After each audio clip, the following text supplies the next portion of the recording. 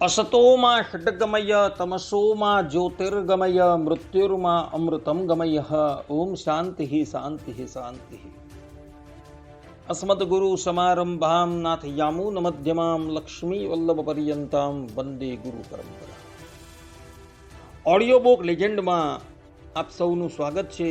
હું રાકેશ શાસ્ત્રી આજે તમારી સન્મુખ ભગવાનના શરણમાં જવાથી બધા જ પાપ તાપ સમાપ્ત થઈ જાય છે આ ઓડિયો બુક લઈને ઉપસ્થિત થયો છું। તો શ્રીમદ ભાગવતના સપ્તમ સ્કંદના 6થા અધ્યાયના બીજા શ્લોકમાં સુરાસુર વંદિત ભક્તરાજ પ્રહલાદ કહે છે કે યથાહિ પુરુષસ્યેહ વિષ્ણુઃ પાદોપસર્પણમ યદેશ સર્વભૂતાનામ પ્રિય આત્મેશ્વરઃ સુરદ। અર્થાત કે આ મનુષ્ય જન્મમાં શ્રી ભગવાનના ચરણોનું શરણ લેવું એ જ જીવનની એકમાત્ર સફળતા છે, કારણ કે ભગવાન સમસ્ત પ્રાણીઓના સ્વામી, સુરદ, પ્રિયતમ અને આત્મા છે। આ પ્રમાણે ભક્તરાજ પ્રહલાદ અહીં એવું કહી રહ્યા છે કે આ મનુષ્ય જન્મમાં શ્રીમદ નારાયણ ભગવાનના શરણાપન્ન થવું એ જ જીવનની વાસ્તવિક સફળતા છે, કારણ કે શ્રીમદ નારાયણ ભગવાનના શરણમાં જવાથી જીવાત્માના અનંત જન્મના પાપ તાપ બધું સમાપ્ત થઈ જાય છે। કોઈ વ્યક્તિ એવું કહે કે શું વાસ્તવમાં શ્રીમદ નારાયણ ભગવાનના શરણમાં જવાથી જીવાત્માના પૂર્વજન્મના બધા જ પાપ તાપ સમાપ્ત થઈ જાય? તો શાસ્ત્રો કહે છે કે હા, એ વાત સંપૂર્ણપણે શક્ય છે, કારણ કે શ્રીમદ ભગવદ્ ગીતામાં ભગવાન શ્રી કૃષ્ણ કહે છે કે તસ્માત શાસ્ત્રમ પ્રમાણમ કાર્ય અકાર્ય વ્યવસ્થિતો। અર્થાત કે કાર્ય અને અકાર્યની વ્યવસ્થામાં કેવલ શાસ્ત્ર જ પ્રમાણ છે, અને એટલે માટે શાસ્ત્રો છે એ મનુષ્ય માત્રની માતા છે, અને એ માતા ડિંડિમ ઘોષ કરીને એવું કહે છે કે શ્રીમદ નારાયણ ભગવાનના શરણાગત થવાથી જીવાત્માના અનંત જન્મના બધા જ પાપ તાપ સમાપ્ત થઈ જાય છે। જેમ કે રામચરિત માનસમાં ભગવાન શ્રી રામ સુંદરકાંડ પ્રકરણ 44માં કહે છે, કોટી વિપ્રબધ લાગહી જાહું આયે શરણ ત જવું નહીં કાહુ સન્મુખ હોય જીવ મોહી જબહી જન્મ કોટી અગ નાસહી તબહી। અર્થાત કે જેણે કરોડો બ્રહ્મ હત્યાઓ કરી હોય, જેને કરોડો બ્રહ્મ હત્યા લાગી હોય, એ પણ જો મારા શરણે આવે તો હું તેમને કદી છોડું નહીં। જીવ જ્યારે મારી સન્મુખ થાય એ સમયે જ તેના કરોડો જન્મના પાપોને નષ્ટ કરી નાખે। આ પ્રમાણે ભગવાન શ્રી રામ અહીં પોતાના સ્વમુખે કહી રહ્યા છે કે કરોડો કરોડો બ્રહ્મ હત્યા કરીને પણ જે જીવ મારા શરણની અંદર આવે છે એની એ બધી જ બ્રહ્મ હત્યા, એના બધા જ પાપો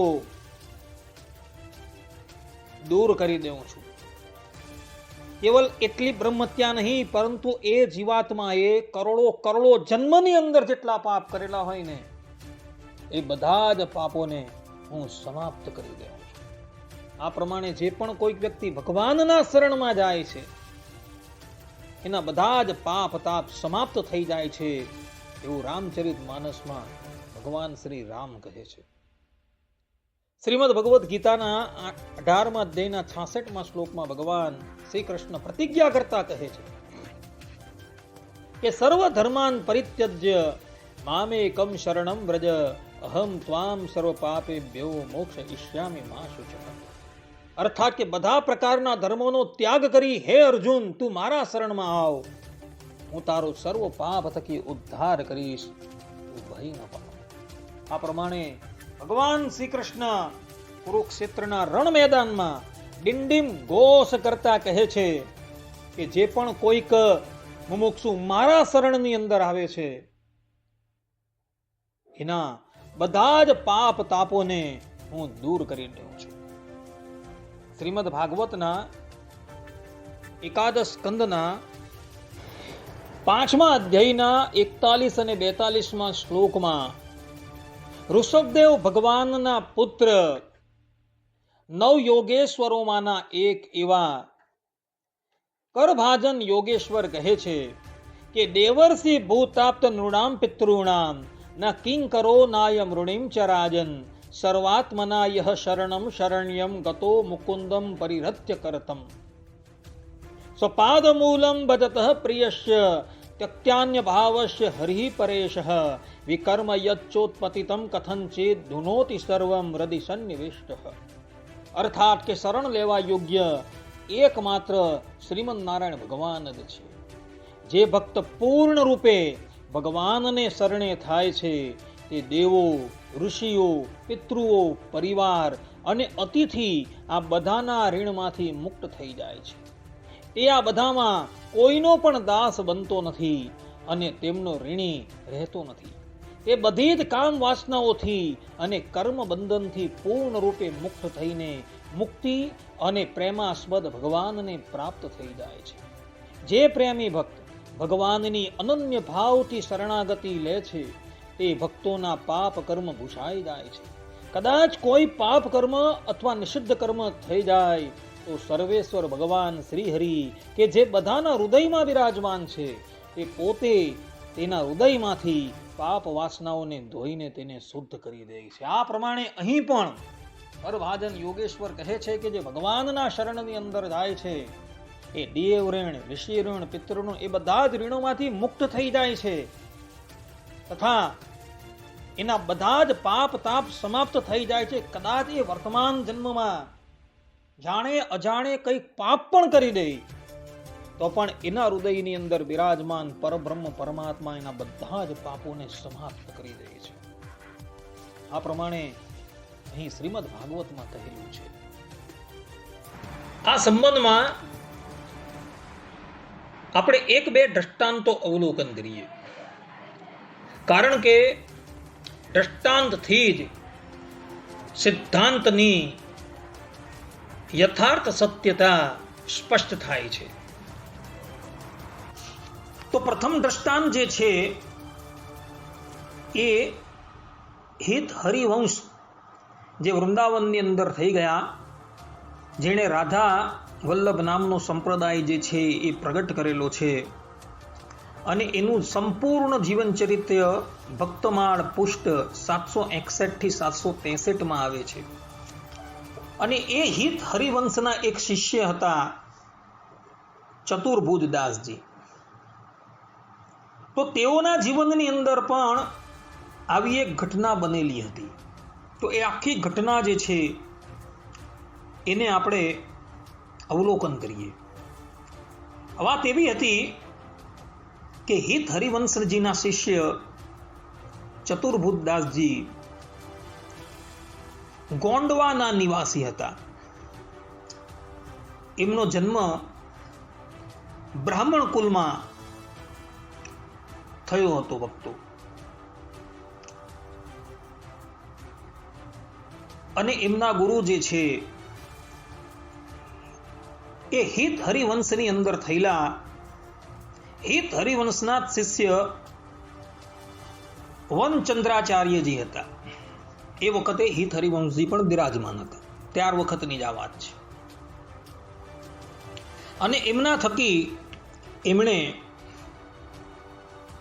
દીક્ષા મંત્ર ગ્રહણ કરેલો હતો અને બ્રાહ્મણ હતા એટલે શ્રીમદ ભાગવતની કથા જે છે એ બહુ સુંદર રીતે ગાન કરતા હતા. પોતાના ગામની અંદર એટલે કે પોતાના રાજ્યની અંદર જ્યારે એ શ્રીમદ ભાગવતની કથા કરતા હતા ત્યારે એ શ્રોતાઓ મંત્રમુગ્ધ થઈ જતા હતા. એક દિવસની વાત છે, ચતુર્ભુજદાસજી એક મોટા પંડાલની અંદર શ્રીમદ ભાગવતની કથાનું રસપાન કરાવતા હતા. રાત્રિનો સમય હતો, અર્થાત કે સંધ્યાકાળ જેવું થઈ ગયું હતું. એવામાં એક ચોર જે છે એ રાજાને ત્યાં ચોરી કરી ભાગતો ભાગતો આ શ્રીમદ ભાગવતની કથા થતી હતી તે સ્થાન પર આવ્યો. આ ચોરની પછાડી રાજાના સૈનિકો પણ પડેલા હતા એને પકડવા. ચોરે જોયું કે હવે જો અગાડી હું ભાગીશ તો આ સૈનિકો મને પકડી લેશે, એના કરતાં એક કામ કરું, આ કથાના પંડાલની અંદર હું ઘૂસી જાઉં અને શ્રોતાઓની મધ્ય બેસી જાઉં. હજારોની સંખ્યામાં શ્રોતાઓ હતા ત્યાં. ચોર તો આવીને એ શ્રોતાઓની મધ્યની અંદર બિરાજમાન થઈ ગયો. હવે એવા સમયની અંદર ચતુર્ભુજદાસજી જે કથા કરતા હતા તે એવું બોલ્યા કે મંત્ર દીક્ષા લેવા માત્રથી જીવનો બીજો જન્મ થઈ જાય છે અને એના પૂર્વના બધા જ કર્મો જે છે એ સમાપ્ત થઈ જાય છે. ત્યારબાદ કથા અગાડી ચાલી, કથા પૂર્ણ થઈ. પછી આ જે ચોર હતો એને પોતાની કરણીની ઉપર બહુ પસ્તાવો થયો કે મેં મનુષ્ય દેહ ધારણ કર્યો અને કેટલા બધા દુષ્કર્મો કર્યા, હવે મારા પાપનું મારે પ્રાયશ્ચિત કરવું જોઈએ. એટલે એ ચતુર્ભુજદાસજીના શરણમાં ગયો અને કહ્યું કે ગુરુદેવ, કૃપા કરીને તમે મને દીક્ષા મંત્રથી અલંકૃત કરો, કંઠી બાંધો. ચતુર્ભુજદાસજીએ પણ જોયું કે ભાઈ કોઈ યોગ્ય મુમુક્ષુ છે, એટલે એણે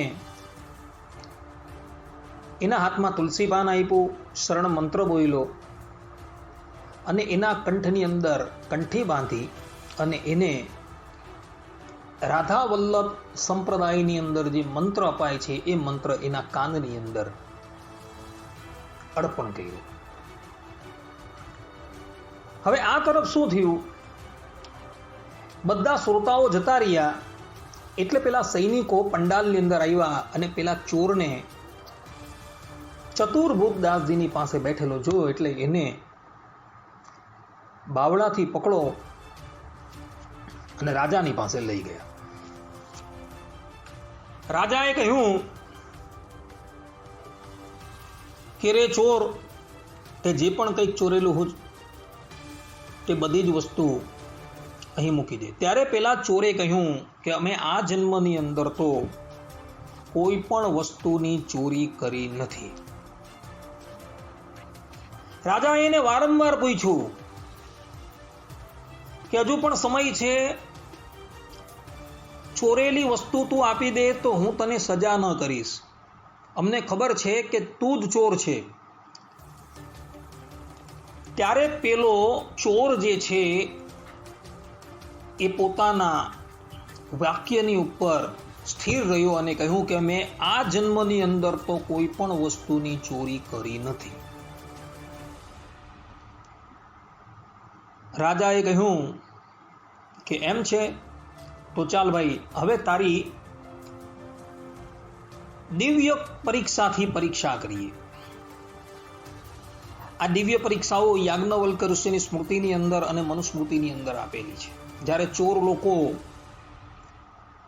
પોતાનો અપરાધ સ્વીકારવા તૈયાર ન થાય ત્યારે યાજ્ઞવલ્ક્ય ઋષિની સ્મૃતિમાં સત્સંગી જીવનના પંચમ પ્રકરણની અંદર દિવ્ય પ્રત્યક્ષ દ્વારા એને પ્રમાણિત કરવાનું લખેલું છે ભક્તો. એટલે આ રાજાએ પરીક્ષા માટે તેના હાથમાં કાચા સૂતરનો જે ધાગો એટલે કે દોરો લપેટી અને એના પર ઘી લગાવીને પીપળાનું પાન મૂક્યું અને ત્યારબાદ લોઢાનું જે હળ આવે ને એને હળનું જે પાનું એને અતિશય ગરમ કર્યું અને ગરમ કરીને એના હાથની ઉપર મૂક્યું. અને ત્યાં પણ પેલો ચોર બોલ્યો કે અમે આ જન્મની અંદર કંઈ પણ ચોરી ન કરી હોય તો આ હળના પાનાથી મારો હાથ બળે નહીં. અને આશ્ચર્ય થાય છે કે એના હાથને કોઈ પણ ક્ષતિ થઈ નથી. રાજા અને એના સિપાહીઓ વિચારવા લાગ્યા કે આ વ્યક્તિએ ચોરી કરેલી છે, અમને ખબર છે, છતાં પણ આજે આ દિવ્ય પ્રત્યક્ષથી પણ આનો અપરાધ જે છે એ જણાતો નથી. આમાં શું કારણ છે? એવા જ સમયની અંદર પેલા ચતુર્ભુજદાસજી પણ રાજ દરબારની અંદર ઉપસ્થિત થયા. આ રાજા જે છે એ ચતુર્ભુજદાસજીને પણ બહુ માનતો હતો, કારણ કે પરમ ભાગવત હતા, ભાગવતની કથા પણ બહુ સુંદર કરતા હતા. એટલે રાજા પણ અવારનવાર એમની પાસે કથા સાંભળવા જતો હતો. રાજાએ આ બધી જ વાત જે છે એ ચતુર્ભુજદાસજીને કરી અને કહ્યું કે ગુરુદેવ, આ વ્યક્તિએ ચોરી કરેલી છે, છતાં પણ એનો અપરાધ સ્વીકારવા તૈયાર નથી. અને અમે દિવ્ય પ્રત્યક્ષથી પણ એની પરીક્ષા લીધી, છતાં પણ દિવ્ય પ્રત્યક્ષ જે છે તે પણ આની તરફેણ કરે છે. આનું શું કારણ છે? ત્યારે ચતુર્ભુજદાસજી બોલ્યા કે રાજન, આ વ્યક્તિ થોડા સમય પહેલા ચોર હતો, પરંતુ જે સમયે એણે મારા થકી કંઠી બાંધી અને ગુરુ મંત્ર ગ્રહણ કર્યો ને તે જ સમયથી એના બધા જ પાપો પૂર્વના, એટલે કે એણે જે ચોરી કરેલી હતી, તમારા ધનની ચોરી કરેલી હતી, એ પાપ પણ બધા સમાપ્ત થઈ ગયા અને એનો નવો જન્મ થઈ ગયો છે. અને એટલે માટે એ બોલે છે કે અમે આ જન્મમાં કોઈ ચોર્યું હોય તો મારો હાથ બળે, અર્થાત કે અમે આ જન્મમાં કાંઈ ચોર્યું જ નથી. દીક્ષા લેવા માત્રથી મનુષ્ય જે છે એ બીજો જન્મ જે છે એ ધારણ કરે છે. કારણ કે પંચરાત્ર શાસ્ત્રોની અંદર આ વાતનું પ્રમાણ છે. રામ મંત્રોપદેશેન માયા દૂરમુપાગતા કૃપયા ગુરુદેવસ્ય દ્વિતીયમ જન્મ કથ્યતે. અર્થાત કે રામ મંત્રના ઉપદેશથી તો માયા અત્યંત દૂર ભાગી ગઈ અને ગુરુદેવની કૃપાથી બીજો જન્મ પ્રાપ્ત થયો. એટલે રાજન, થોડા સમય પહેલા આ ચોર હતો, પરંતુ મારા થકી ભાગવતી દીક્ષા એણે ગ્રહણ કરી, એટલે હવે એના પૂર્વ જન્મના, આ જન્મના એટલે કે વર્તમાન જન્મના જેટલા પણ દુષ્કર્મો હતા એ બધા સમાપ્ત થઈ ગયા છે અને આને નવા દેહની પ્રાપ્તિ થઈ છે. એટલે માટે એ બોલે છે કે અમે આ જન્મમાં તો કાંઈ ચોર્યું જ નથી. માટે રાજન, તમે એને મુક્ત કરી દેવું. રાજા ચતુર્ભુજદાસજીના ચરણમાં પડી ગયો. એણે પેલા ચોરને મુક્ત કરી દીધો. ચોર પણ ચતુર્ભુજદાસજી જેવા પરમ ગુરુના સંસર્ગથી પોતાની ચોરીની વૃત્તિનો ત્યાગ કરી રહી છે અને રાજાને જે ધન ચોરેલું હતું એ બધું સુપ્રત કરી દે છે. ને પછી એ સાધુ જેવો થઈ જાય છે અને ચતુર્ભુજદાસજીની સાથે અખંડ રહે છે. કહેવાનું તાત્પર્ય અહીં એવું છે ભક્તો કે શાસ્ત્રોની અંદર, શ્રી નારદ પંચરાત્રની અંદર અને બ્રહ્મ વૈવત પુરાણની અંદર જે વાત લખેલી છે એ વાત અક્ષરે અક્ષર સત્ય છે. એની અંદર આ દ્રષ્ટાંત છે ભક્તો, અને દ્રષ્ટાંત દ્વારા આ વાત સિદ્ધ થઈ જાય છે કે મનુષ્ય ગુરુદેવ પાસેથી જો દીક્ષા ગ્રહણ કરી લે તો એના પૂર્વના બધા જ પાપો જે છે સમાપ્ત થઈ જાય છે. માટે ભક્તો, ક્યારેય પણ પોતાની અંદર ન્યૂનતા ન માનતા તમે ગુરુ દ્વારા ભગવાનના શરણની અંદર ગયા હોવ તો તમારા બધા જ પાપો જે છે એ સમાપ્ત થઈ જાય છે ને થઈ જ જાય છે. વિશ્વાસ રાખજો.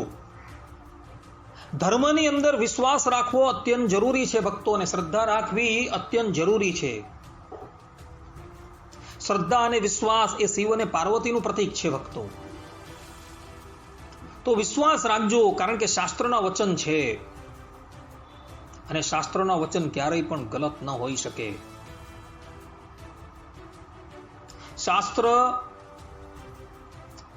સૃષ્ટિની ઉત્પત્તિ વખતે જે કહે છે તે જ વસ્તુ અત્યારે પણ કહે છે ને એ વસ્તુ એમ જ થાય છે. જ્યારે વિજ્ઞાનનો સિદ્ધાંત તમે જોજો, આઇઝેક ન્યૂટને ગુરુત્વાકર્ષણનો નિયમ બનાવ્યો, એ નિયમની અંદર કેટલીય વખત ફેરફાર થતા આવેલા છે, જ્યારે શાસ્ત્રોની અંદર કોઈ ફેરફાર નથી.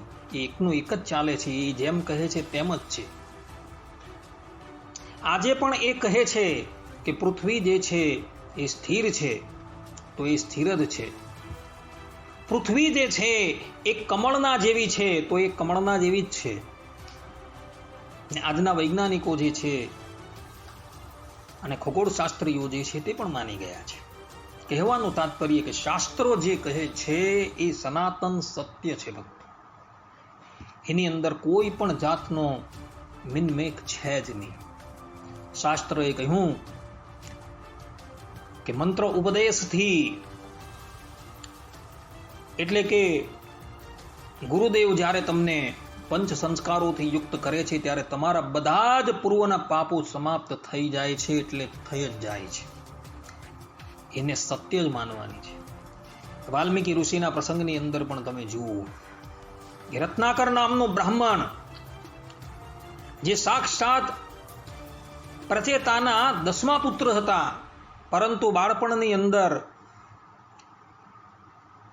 કેટલાક ભીલ લોકો એને ચોરી ગયા હતા અને ભીલોના સંગતથી એ વ્યક્તિ દસ્યુ થઈ ગયો હતો. પરંતુ નારદજીએ જ્યારે એને રામ મંત્રની દીક્ષા આપી, ત્યાં જેના બધા પાપો તો પહેલેથી સમાપ્ત જે હતા તે સમાપ્ત જ થઈ ગયા.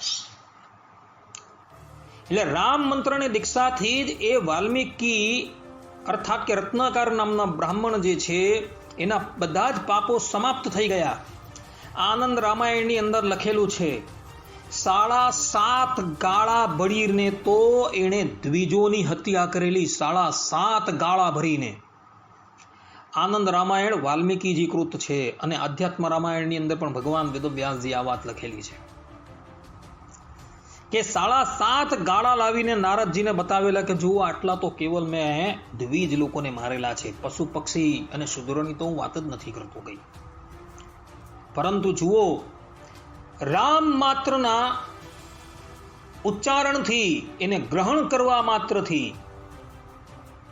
એ વાલ્મીકી એટલે કે રત્નાકર નામનો બ્રાહ્મણ જે છે એ વાલ્મીકી થઈ ગયા.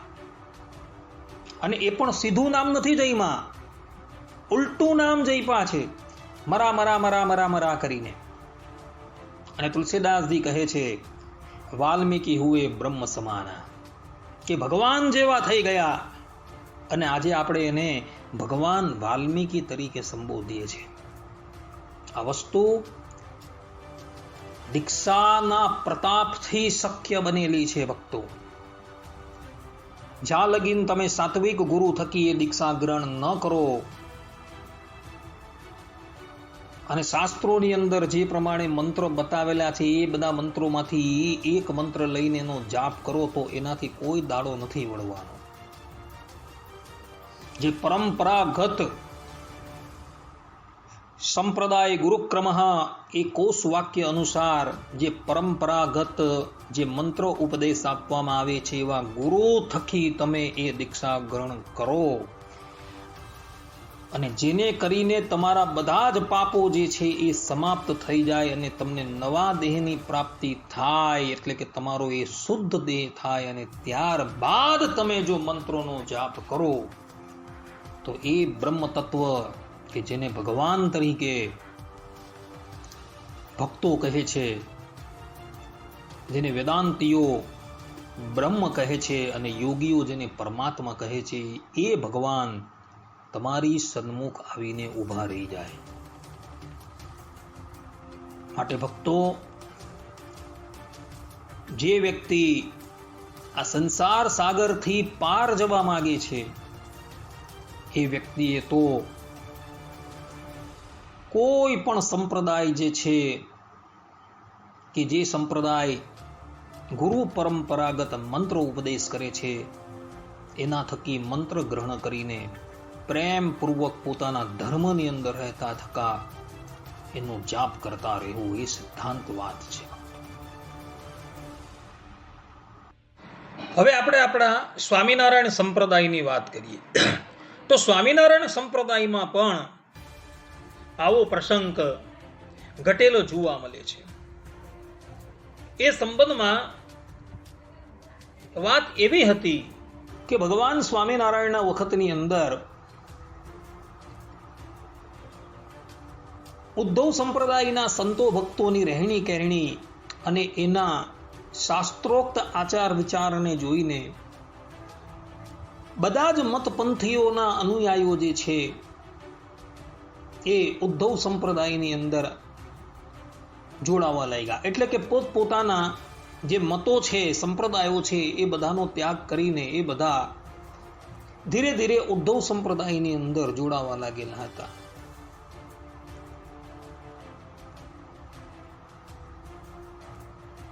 લોકોને આ પ્રમાણે ઉદ્ધવ સંપ્રદાયની અંદર જોડાતા જોઈને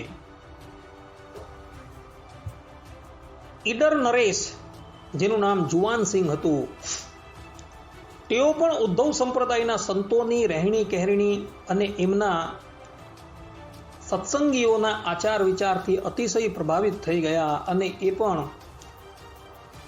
ધીરે ધીરે ઉદ્ધવ સંપ્રદાય તરફ આકર્ષિત થઈ ગયા હતા. એમણે ઈડરની અંદર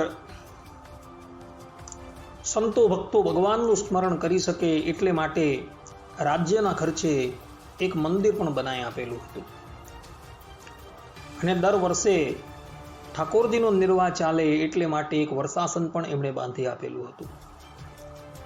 રાજા જુવાનસિંહને ઉદ્ધવ સંપ્રદાયના સંતો હરિભક્તોનો બહુ ગુણ. નિત્ય મંદિરની અંદર ઠાકોરજીના દર્શન કરવા પણ આવે. આજે પણ એ મંદિર છે ઈડરની અંદર. સંતોની કથા વાર્તા સાંભળવા પણ બેસે. પરંતુ રાજા હજુ સુધી ભગવાનના શરણે થયા ન હતા. સંતો વારંવાર એમને કહેતા હતા કે રાજન, તમે પણ ઉદ્ધવ સંપ્રદાયની દીક્ષા જે છે એ ગ્રહણ કરી લો. પરંતુ રાજા એક યા બીજી રીતે તાળી જ દેતા હતા. એક વખતની વાત છે, આ રાજા યુવાનસિંહ પોતાના આમાત્ય એટલે કે મંત્રીને લઈને, મંત્રીને દિવાન પણ કહેવામાં આવે છે, એ દિવાનજીને લઈને મંદિરની અંદર કથા વાર્તા સાંભળવા માટે આવેલા હતા. અને કથા પૂર્ણ થઈ ત્યારબાદ સંતોએ પુનઃ યુવાનસિંહ રાજાને કહ્યું કે રાજન, હવે તો આપ વર્તમાન ધારણ કરી લો, એટલે કે દીક્ષા ગ્રહણ કરી લો. અરે રાજાનું અંતકરણ પણ આટલા દિવસની કથાથી પવિત્ર થઈ ગયું હતું, એટલે એ સંતોના હાથે વર્તમાન ધારણ કરવા માટે તૈયાર થયા. સંતોએ સ્પષ્ટ રૂપે ત્યાં કહ્યું કે રાજન, તમે આજે આ સંપ્રદાયની દીક્ષા લેવ છો તો તમારા પૂર્વના જેટલા પણ પાપો છે એ બધા જ સમાપ્ત થઈ જશે ને હવે તમે ભગવાનના આશ્રય છો. સંતોએ શાસ્ત્રોના પ્રમાણો પણ આપ્યા. બ્રહ્મ વૈવત પુરાણનું પ્રમાણ એ લોકોએ આપ્યું, જે બ્રહ્મ વૈવત પુરાણની અંદર બ્રહ્મખંડની અંદર આવેલા અધ્યાય 8 શ્લોક 57-58 ની અંદર આપેલું છે. પાંચરાત્ર શાસ્ત્રનું પ્રમાણ આપ્યું અને એના દ્વારા એ વસ્તુ એ લોકોએ પ્રતિપાદન કરી. અને જ્યાં એ યુવાનસિંહ રાજાને કંઠી બાંધવા જતા હતા ને ત્યાં જ પેલા દિવાનજી હતા ને, એ દિવાનજીએ કહ્યું કે રાજન, તમે થોડા દિવસ ઊભા રહો. જો વાસ્તવની અંદર વૈષ્ણવ સંપ્રદાયની દીક્ષા લેવાથી જીવાત્માના પૂર્વના બધા જ પાપો તાપો સમાપ્ત થઈ જતા હોય તો આપણે આ બાબતની કસોટી પણ કરી લઈએ, જેથી કરીને આપણે આ વાત સત્ય છે કે નહીં એની ખાતરી થાય. રાજાએ કહ્યું કે ભલે. એમ કહીને સંતોને કહ્યું કે સંતો, અમે થોડા દિવસ પછી કંઠી બાંધશું. અમારા દીવાનજીને તમારી વાતની ઉપર હજુ વિશ્વાસ નથી આવતો, એને શાસ્ત્રની વાતની અંદર પણ વિશ્વાસ નથી આવતો, માટે એમને થોડી કસોટી કરી લેવા દો. સંતોએ કહ્યું ભલે, કઈ વાંધો નહીં. હવે આ તરફ શું થયું? દીવાનજી મંદિરમાંથી રાજાની સાથે મહેલમાં આવ્યા અને ત્યારબાદ રાજકીય કાર્ય જે છે એને નિપટાવી ઈડરની અંદર એક દીવાન જે રહેતો હતો, એક મહાજન રહેતો હતો, તેની પાસે આવ્યા અને મહાજનને કહ્યું કે ભાઈ, મારે એક 10,000 રૂપિયાની જરૂર છે, તો મારે એ ઓછી ના જોઈએ છે. અમુક દિવસની તમે અમને મહેતલ આપો, અમે વ્યાજ સહિત એ પૈસા તમને ચૂકવી દેશું. હવે એ જમાનાની અંદર 10,000 રૂપિયાની વાત એટલે બહુ મોટી કહેવાય, કે જે જમાનાની અંદર 1.5 રૂપિયે તોલો તો સુવર્ણ મળતું હતું. એ જમાનામાં 10,000 રૂપિયા કે મનુષ્યની પેઢીની પેઢીઓ જે છે એ પૈસામાંથી ચાલી જતી હતી. મહાજન તો દીવાનજીની વાત સાંભળીને આશ્ચર્યચકિત થઈ ગયો અને કહું કે ભાઈ, આટલા બધા પૈસા તો કરવા એક અશક્ય છે, પરંતુ તમે ચિંતા નહીં કરો, હું બીજા બધા મહાજનોનો સંપર્ક કરું છું ને બધા થોડા થોડા કરીને તમને આપી દઈએ છે. આ મહાજને બીજા 4-5 મહાજનોનો સંપર્ક કર્યો અને એણે 10,000 રૂપિયા જેટલી મોટી રકમ જે છે એ દીવાનજીને અર્પણ કરી દીધી. દીવાનજી એ રકમ લઈને પોતાના ઘરે આવ્યા અને પોતાની તિજોરીની અંદર સાચવીને એને મૂકી દીધી. હવે આ વાતને ઘણા દિવસ વ્યતીત થઈ ગયા. નિશ્ચિત કરેલી અવધિ એટલે કે પૈસા અર્પણ કરવાની નિશ્ચિત કરેલી જે અવધિ હતી ને તે પણ વ્યતીત થઈ ગઈ, પરંતુ મહાજનના પૈસા દીવાનજીએ પાછા આપ્યા નહીં. એટલે પેલા મહાજન જે હતા ને એ દીવાનજીની પાસે આવ્યા અને દીવાનને કહે કે ભાઈ દીવાનજી, તમને અમે 10,000 રૂપિયા જે આપેલા હતા એ પૈસા કૃપા કરીને તમે અમને પાછા આપો, કારણ કે નક્કી કરેલી મુદતથી પણ ઘણા દિવસ વ્યતીત થઈ ગયા છે, માટે મુદ્દલ અને વ્યાજ કૃપા કરીને તમે આપો તો અમને બહુ સારું પડશે. ત્યારે પેલા દીવાન જે હતા ને એ ફરી ગયા કે ભાઈ, કયા પૈસાની તમે વાત કરો છો? ત્યારે મહાજનને બધી વસ્તુ વિસ્તારીને એને કહી કે ભાઈ, તમે આ દિવસે અમારી પાસે પૈસા લેવા માટે આવેલા હતા, અમારી પાસે પૈસા હતા નહીં, અમે અને બીજા 4-5 મહાજનોએ ભેગા થઈને તમને પૈસા જે છે એ કરી આપેલા હતા, તમે એ વાત ભૂલી ગયા? ત્યારે દીવાનજી કહે કે ભાઈ, તમે અમને પૈસા આપ્યા જ નથી, ને જો કંઈ પૈસા આપ્યા હોય તો એની લિખાપટ્ટી પણ લાવો. ત્યારે મહાજનો કહે કે તમે એક આબરૂદાર વ્યક્તિ હતા, તમારી પાસે લેખિત લેવાનો કોઈ પ્રશ્ન જ ન હતો, તમે આ આખા રાજ્યના દીવાન છો, અતિશય પ્રતિષ્ઠા સંપન્ન વ્યક્તિ છો, એટલે અમે લોકોએ તો કોઈ કાગળની ઉપર લખાણ કરેલું જ ન હતું. ત્યારે દીવાને કહ્યું કે ભાઈ, મને તો તમે પૈસા આપ્યા જ નથી. એટલે આ મહાજન તો બિચારો નિરાશ થઈ ગયો, તેના પર તો જાણે વીજળી પડી ગઈ હોય. એ શીઘ્રાથી શીઘ્ર બીજા બધા 4-5 મહાજનોની પાસે આવ્યો અને બધાને દીવાનજીએ જે કહેલી વાત હતી એ બધી કહી. એટલે પેલા મહાજનો પણ બધા વિચાર કરતા થઈ ગયા કે હવે શું કરવું, કે 10,000 રૂપિયા જેટલી મોટી રકમ, એની અંદર તો આપણું સંપૂર્ણ બધું જ જે છે એ વેચી દેવું પડે એવું છે. આટલી બધી મોટી રકમ કેવી રીતના આપણે ગુમાવી શકીએ? એટલે એ લોકો બધા બીજા બધા મહાજનોને લઈને રાજા યુવાન સિંહની પાસે પધાર્યા. યુવાન સિંહે એની વાત સાંભળી અને દિવાનજીને બોલાવ્યા. હવે તે વખતે દિવાનજી દરબારની અંદર હતા નહીં, એટલે પોતાના સેવક દ્વારા રાજાએ દિવાનજીને દરબારની અંદર ઉપસ્થિત કરવા રહેવાનું ફરમાન કર્યું. દિવાનજી ની પાસે રાજાના સેવક ગયા અને દિવાનજીને કહ્યું કે રાજાજી તમને યાદ કરે છે. દીવાને કહ્યું કે ભલે અમે આવીએ છીએ.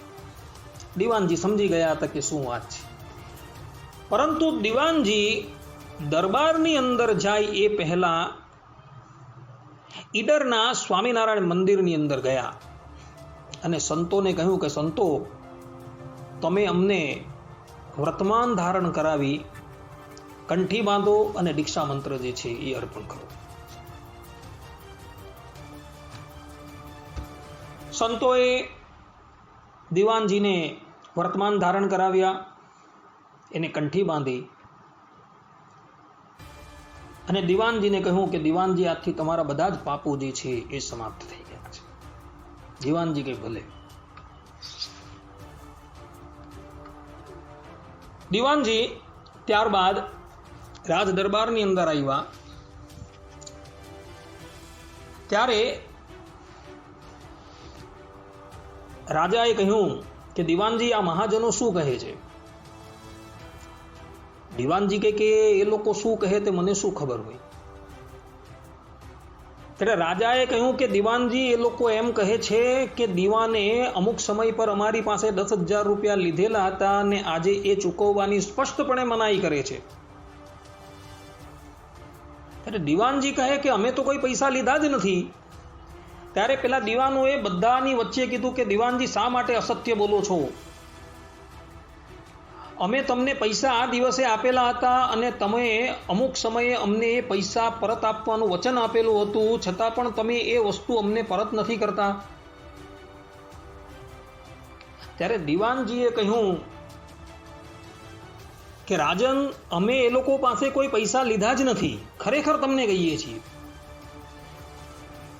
રાજાએ પણ ઘણું સમજાવ્યા, પરંતુ દીવાનજી એકના બે થતા નથી. એટલે રાજાએ દિવ્ય પરીક્ષા દ્વારા દીવાનની પરીક્ષા લેવાનું નક્કી કર્યું. જ્યારે કોઈ ગુનેગાર પોતાનો ગુનો કબૂલ કરતો ન હોય ત્યારે યાજ્ઞવલ્ક ઋષિની સ્મૃતિની અંદર અને મનુસ્મૃતિની અંદર તથા સત્સંગી જીવન ગ્રંથની અંદર દિવ્ય પ્રત્યક્ષ દ્વારા કસોટી લેવાની આજ્ઞા કરેલી છે.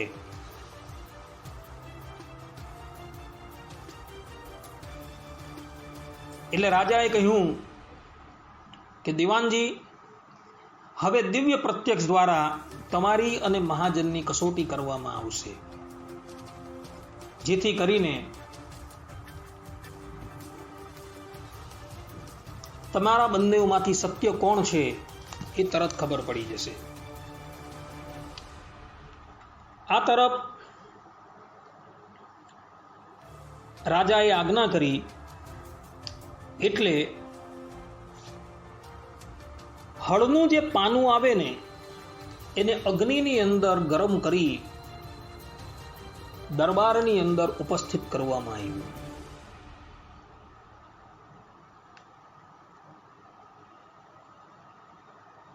રાજાએ કહ્યું, દીવાનજી, જો ખરેખર તમે સત્ય હોવ તો આ હળનું પાનું જે છે એ તમે પકડો ને પકડતા પણ તમારા હાથની અંદર કોઈ પણ જાતની ક્ષતિ ન થશે તો હું સમજીશ કે તમે આ મહાજનના પૈસા લીધા નથી. દીવાને કહ્યું, જેવી તમારી આજ્ઞા. દીવાને હાથની અંદર લાલ ચોળ લોખંડનું પાનું પકડતા પહેલા સભાની અંદર એણે એલાન કર્યું કે જો વર્તમાન ધારણ કરવાથી પૂર્વે કરેલા બધા જ પાપો બળીને ભસ્મ થઈ જતા હોય અને મનુષ્યનો બીજો જન્મ થતો હોય તો આ લાલ ચોળ અગ્નિમાં તપાવેલું પાનું મને કંઈ પણ ક્ષતિ કરશે નહીં. આમ કહીને એણે પેલું લાલ ચોળ પાનું જે હતું ને એ ઉચકી લીધું, પરંતુ બજારની સામું જોયું તો દીવાનજીના હાથની અંદર કોઈ પણ જાતની ક્ષતિ થઈ નથી. દીવાને કેટલાય સમય સુધી એ લોખંડનું લાલ ચોળ પાનું જે હતું એ ઝાલી રાખ્યું, પરંતુ દીવાનજીને કોઈ ક્ષતિ ન થઈ. પેલા મહાજનો પણ આશ્ચર્યચકિત થઈ ગયા કે આ વળી શું આશ્ચર્ય. પછી રાજાએ પેલા દીવાન જે હતા, રાજાએ પેલા મહાજનો હતા તેને બોલાવ્યા અને કહ્યું કે હવે તમે આ અગ્નિમાં તપાવેલું લાલ ચોળ પાનું જે છે એ પકડો. મહાજનો તો એને જોઈને ડ્રુજી ગયા. એ કહે કે ભાઈ અમે તો નહીં પકડીએ. તો રાજાએ કહ્યું કે દીવાનજી સત્ય છે ને તમે બધા અસત્ય છો. મહાજનો એકબીજાના મુખ જોવા લાગ્યા કે અમે તો સત્ય છીએ છતાં પણ આજે અસત્ય, ઘોર કલયુગ લાગે જઈ રહ્યો હતો. એમ કહીને ઉદાસ થઈને એ લોકો દરબારમાંથી જવા લાગ્યા. ત્યારે દીવાનજીએ પછાડથી સાદ પાડીને એ બધા મહાજનોને ઊભા રાખ્યા કે ઊભા રહો મહાજનો. મહાજનો બધા ઊભા રહ્યા. એટલે દીવાનજી એમની પાસે ગયા અને એ લોકોને આદર સહિત પુનઃ યોગ્ય સ્થાનની ઉપર બિરાજમાન કર્યા.